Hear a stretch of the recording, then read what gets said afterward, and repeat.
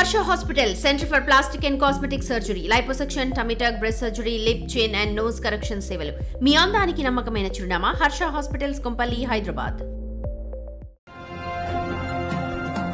నేడు Basheerbagh press club లో meet the press కార్యక్రమాన్ని నిర్వహించనున్నారు టీఆర్ఎస్ పార్టీ అధ్యక్షురాలు కల్వకుంట్ల కవిత.